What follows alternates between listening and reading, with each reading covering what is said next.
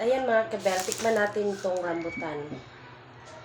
Kasi priskong-prisko pa to ba? Galing sa galing pa talaga ito sa puno. Tamis-tamis. Galing kami sa biyahe. Pumunta kami sa kanila. Nakabalot na yung rambutan.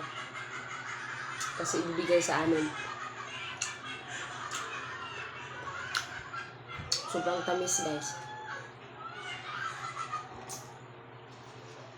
Sobrang tamis talaga ng rambutan. So, ito talaga ang kailangan natin ngayon kasi mainit yung panahon at saka nagkasipon at saka nagka-trangkaso. Kailangan natin kumain ng prutas. At ito rin, apple. Kailangan hindi talaga ito mawawala kasi good for the heart. Diba?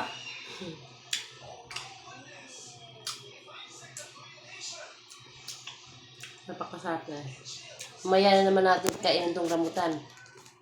Ay, durian. Paborito ko kasi yung durian talaga.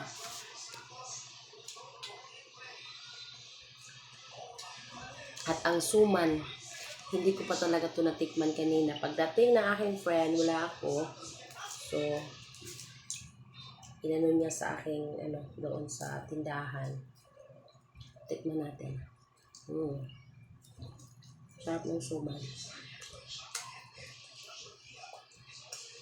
Hindi tayo tikim nito.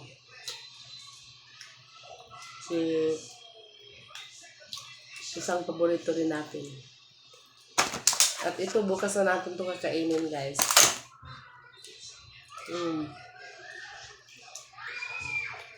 Maraming salamat sa mga nagmamahal sa atin, sa mga nagbibigay.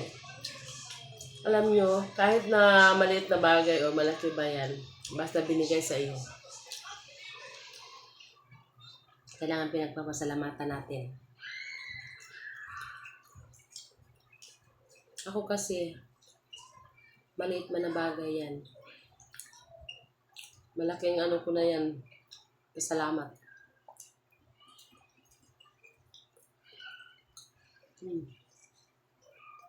Sarap. Dalawa tayo. Kasi bukas ikakape ko to. At ito. Mas masarap pa rin itong suman. Pipiliin pa natin. Hindi muna ako makakape ngayon kasi kanina nagkakape na ako. Pangatlong baso na. Baka hindi na tayo makatulog sa sobrang kape. Diba? Gabi na kasi. Kailangan natin, bawas-bawasan natin ang pagkakape pag gabi na. Pwede tayo magkape pag umaga. Pwede bang damihan natin? Pag gabi kasi, tubig na lang. Sarap. Sarap talaga. So, ayan, tubig na lang tayo. Siyempre, hindi natin ito maubos, guys. Hindi natin maubos. So, bukas na naman. Diba? So, yun lang mga kabel. Maraming salamat sa inyong palaging panonood sa akin. God bless everyone. Love you all.